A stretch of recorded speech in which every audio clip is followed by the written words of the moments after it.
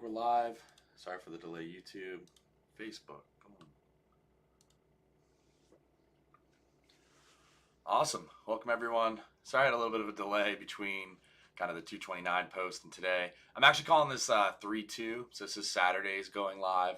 Had a few things kind of get in my way from getting in before midnight, but it's all good. That's the key to living a life you love. It's going to be a little bit full sometimes. I don't know if I love the way this hat's fitting right now. It doesn't really fit. I'm on like the last strap. It's going to be hard to see, yeah. So I can't wear it backwards or it looks like crazy. But frontwards right now looks kind of like a trucker's cap. We're just going to rock it, so deal with my trucker look. But yeah, so welcome to the show. It's the Daily Shane D. We're back at it. This is for Saturday, March 2nd. You know, we have T-minus 11 days to my birthday. I guess now we're in 10, March 13th. Definitely send me a birthday gift. I would love that. Even just a nice birthday note. You know what I mean? Texts are fine. Obviously, you see Facebook gets less and less nowadays. But I always love good Facebook happy birthdays from everyone. All right, so I'm kind of noticing right now my camera's a little off for Instagram. So I'll have to put in the middle there. Actually, like knock the camera down. Yeah, cool. So let's get to the daily quote. Bang it out. Hopefully everyone's had a good night. Anyone watching this on Sunday morning, cheer. Hopefully you went to church. Kind of joking, but also, you know, always good to go to church. So, I don't know. Anyways, so 2 quotes for the day. Kind of got really late posting. I actually haven't posted the last 2 days' quotes on Instagram, so you probably haven't seen them, but we'll get there. So, went with quotes from literature instead of like direct quotes from people this time. So, you could kind of quote this one for Tolkien, but we're going to rip it anyway. So, it goes, "I wish it need not happen in my time," said Frodo. "So do I," said Gandalf, "and so do all those who live to see such times, but that is not for them to decide. All we have to decide is what to do with the time that's given to us." That's Gandalf, or I guess Tolkien. And then the other one comes from Atticus Finch, which is To Kill a Mockingbird, and it goes, "Mockingbirds don't do one thing but make music for us to enjoy. They don't eat up people's gardens, don't nest in corncribs. They don't do one thing but sing their hearts out for us. That's why it's a sin to kill a mockingbird." That's Atticus Finch. I don't really know how that fits in there. I'm not going to lie. I just kind of went at it, got 2 quotes, posted them. Usually I kind of have 1 quote for the theme of this one. But I don't know. I just see is that like you kind of, you know, you can't like decide things are out of your control. All you can do is decide like what to do when things happen to you and like how you want to react to them. The other one really is just like, you know, like certain people like we gotta protect. You know, I think we've allowed a lot of innocence to die. Seen it in our kids nowadays and stuff like that with social media and having access to so much information that I think in a lot of ways childhood and innocence isn't quite as strong as it once was. I apologize. I actually am going to notice now how much I look down because my camera won't have my face on it. So we'll see. I'll do better to look at the camera. I'm going to open up my other window. Cool. So some lessons that I've learned or been learning. Life is full of ups and downs. Like, it's totally okay to be down sometimes. You don't have to be overly positive. I think a lot of ways, if you force yourself to be always positive, that's not a great way of living either. So balance the good with the bad, the happy with the sad, the calm with the mad. Not sure what else you want to say, but I do think it's important. That's one thing my dad's good at. Sometimes he's angry a little too much, but he just gets rid of it, so he doesn't really pent it up. So he says. But yeah, so that's one thing. Kind of made me laugh. Worth saying now, there is going to be a late night Shane show. We'll try to keep both of them quick, but we do have some updates that are a little bit not safe for work, so going to keep that off my Facebook. Sorry, anyone who's just a Facebook follower. If you are a true fan and want to check it out, feel free to add my Shane D Comedy on Instagram. Also on YouTube, I do stream kind of the live performance of that. Cool. So the next part of kind of lesson learned, failure is not fatal, right? And like that's something Churchill said. But what's important about it is just that, like, it's not the end when you fail. Failure's not going to kill you. In fact, it makes you stronger. Like, part of living is risking enough where you can fail.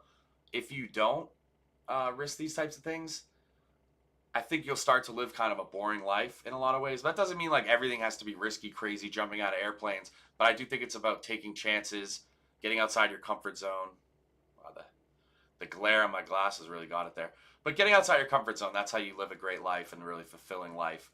Also, just realizing life is short, and I'll get into kind of some of these lessons tie into like what happened to me recently, and just hearing a story of like someone who, you know, raising a kid with someone and their ex-husband dies, and now suddenly they're all alone. It's just like, wow, like you really don't know Like nothing's guaranteed. Basically what I say here is like be present because the future you can't change, or sorry, the past you can't change. You can't change the future either, really, 100%. But really, with the let me take a step back and say the quote fully. So be present. You can't change the past, and the future's not certain. So just really, it's important to be present, enjoy the moment, and just start to see like almost like every moment in your life is like a, a film in a movie or in a scene in a film that you'll never watch again. And that's kind of something what's beautiful about life and very interesting at the same time. Yeah, and then the last thing just worth noting is like living a life you love doesn't mean you have zero stress. Like you're going to still have stress, but what it kind of feels like to me is sort of like the pressure you get when you're competing in a sport or like some sort of competition, and you can either let that pressure break you and make you non-existent and non-performing, or you can thrive off it and really like succeed. And all the times I played sports, even though I was really competitive and wanted to win, it wasn't like stressful necessarily. I don't think often it was, especially not in high school sports. So I think that's how life has been for me lately. It's not quite stressful isn't the right word, but the pressure's on because I'm up to big things and I'm on the court performing and not just sitting in the stands watching where it's stress free. Part of getting your heart racing is that enjoyment and stuff like that. So that's the lessons learned. Now we're going to go into kind of what happened over the last 2 days. I'm not going to go too much into detail on some things.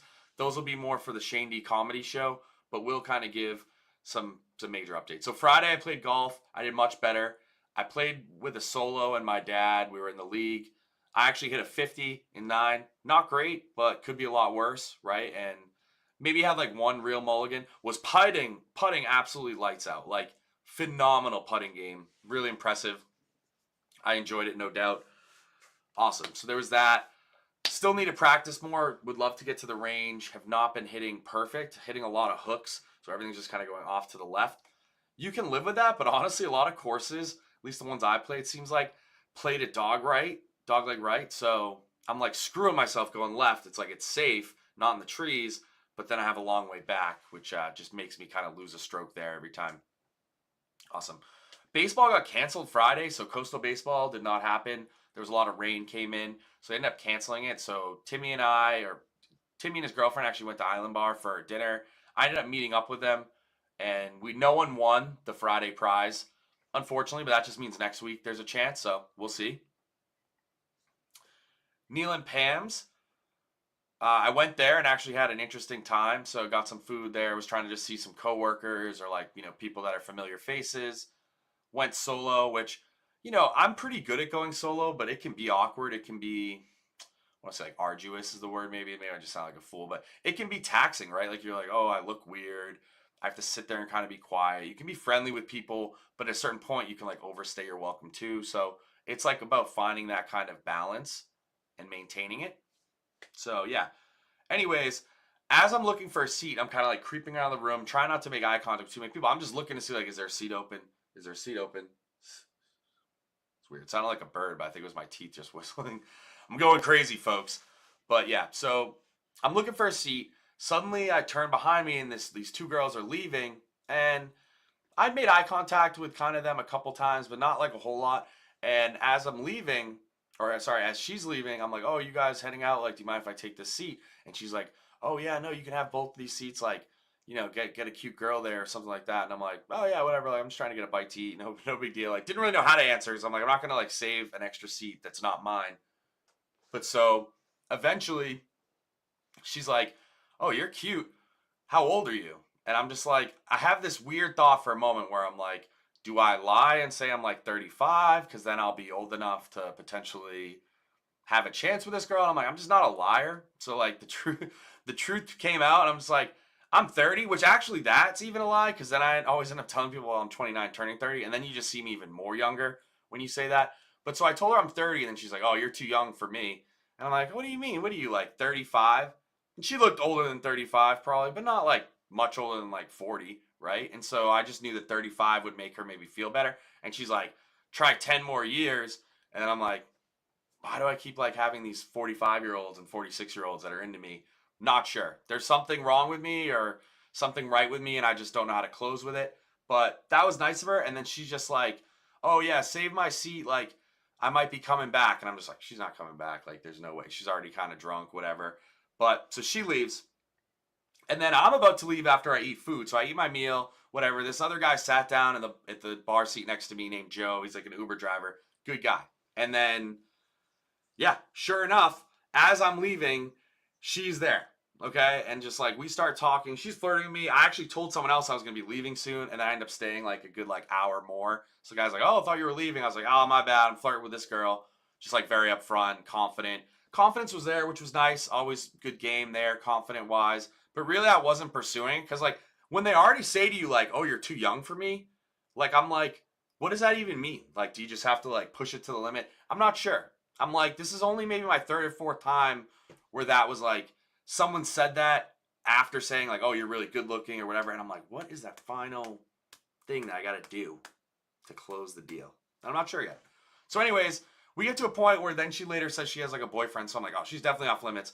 But we're, like, talking, like, I'm like, sounds like she wants to actually do something, but I wouldn't cross that line anyways. Anyways, we agree that we'll be friends and ended up meeting a good friend there. If you want to hear a little bit more details about the interesting night, definitely check out Shane D, the Late Night Shane Show. We'll go into that. Nothing totally raunchy happened. Like, we are still very much friend zone and stuff like that. But in all honesty, like, I kind of do that anyways, even when I'm, like, going out with a Hinge or Tinder. Almost a Grinder, imagine. No, that's a good joke. But no, I do not have Grinder. But people that I go out on Tinder, Bumble, Hinge with, I usually say, like, I just want to be friends first, go get coffee, see how it is. That works great anyways, because if it's not feeling it, the person's not quite what they look like, you just be like, hey, honestly, I thought it was great talking to you. I'd love to talk to you more. We should be friends. It's 50-50 whether you actually ever connect again. Some of my good friends down here actually kind of started like that.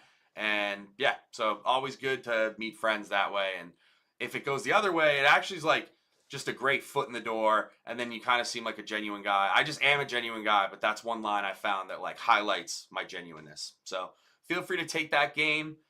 I still haven't nailed down the game of how to pick up an older chick, nor do I know if I want to long term, but I wouldn't mind having a little fun with an old lady, making her have a good night. And sorry, this shouldn't be on Facebook, so erase that from your memory, guys. People watching, I'm looking for age-appropriate relationships, but I'm 30, so I'm an adult. I don't know what to say. It is what it is. Anyways, going. That was the end of my Saturday night, or Friday night rather. Stayed out a little later than I expected to. I just kind of realized I'm still not as center as I'd like to be. I don't know exactly how the camera needs to be. Just want to fix it for Instagram a little bit. But anyways, today woke up, really productive morning, got a ton done. I called my dad about 12 o'clock because we were about to go to the Coastal game. There's a double header because the game got rained out. Turns out only one game today at 4. He at first says he's not going to go, and I have to find someone to go with me, which is fine. I'm like, I'm not going to find anyone anyways. So I'm just plugging away, doing a ton of work for my clients, crushing client work. And I get to the point where it's like, I want to say like 3:20, 3:30, and that's the point where I probably should have went to the actual game, because that's like, if you want to catch the game's at 4. And I'm like, I'm just going to probably head there around like 4:15. If I miss an inning or 2 or 3, who really cares? Like, I got work to do. It'd be good to get it down. So suddenly 3:30, Timmy D calls. He's like, hey, did you get someone to fill the tickets? I'm like, no, I've been really busy. He's like, all right, I'm on the way now. And I'm like, oh, fuck, like I got to get ready and go. And so, yeah, we ended up going to the Coastal game, kind of put some things aside. Do I talk about the Coastal game here? Oh, yeah, I do.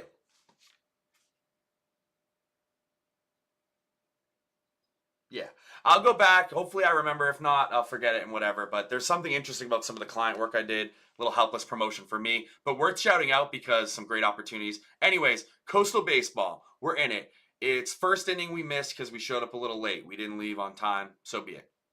Missed a little bit of the first inning. Suddenly we get there, and like 2 innings in, 3 innings in, third inning, the pitcher's not doing great. He ends up letting up like 4 or 5 runs, and we're trailing basically the rest of the game from that point on. We have one big inning where we bring it back to like 6-5, and we ride that out until the 8th inning, maybe the 9th inning. I think it was the 8th inning, to be honest. And then we let up a home run. And that's just like, oh man, 2 runs is tough. Bats haven't been great today. There was a couple good innings, a couple errors we let up, that helped them get points that they shouldn't have had. Anyways, ninth inning, bottom of the ninth, they're down 2. Okay, it's 7-5, and I think it's with 1 out. Yeah, we have 1 out, and we get a guy on first. Then we get a guy on second, and then I think they hit a guy, and then it's bases loaded, and there's all this like the coach is getting pissed, blah blah blah, and bases are loaded, and there's only 1 out. Guy gets up and freaking strikes out, full count, like swinging for the fences. One of the best home run hitters they have strikes out. Up comes the number 5 hitter, and we're just sitting there. Timmy D's like screaming at the pitcher. Basically, he's like, I think he called him like raga arm. He basically said like rag for arm. I thought that was the guy's last name for a second. At first, I thought he was like having a stroke and trying to say Graham because Graham was at bat. And he's like, rag arm. You know, don't let up a hitter. They're going to win. Like, base hit and they win, and we win. Turns out he's talking to the pitcher. Pitcher throws first ball strike. Second ball throws down freaking Graham. Knocks it right to the freaking between the shortstop and the third baseman. I think the third baseman could have made a play, but he didn't. I actually lied. So it wasn't first strike. I think either first strike he threw, then he threw a wild pitch, and the guy scored from third, and all the base runners advanced. So you have second and third. That's why Timmy D's yelling rag arm or whatever, saying like base hit wins it because the guy's on second base. So then the guy hits that perfect hit in between short and friggin' third. Shortstop doesn't make a play. He's been making good plays all day. And sure enough, Graham hit the walk-off. So that's how the Coastal baseball game ended, which was awesome. Loved it. Yeah, so it was a great walk-off double. Now they're going into a doubleheader tomorrow. Timmy D's going to be at the first game, probably leave the second game.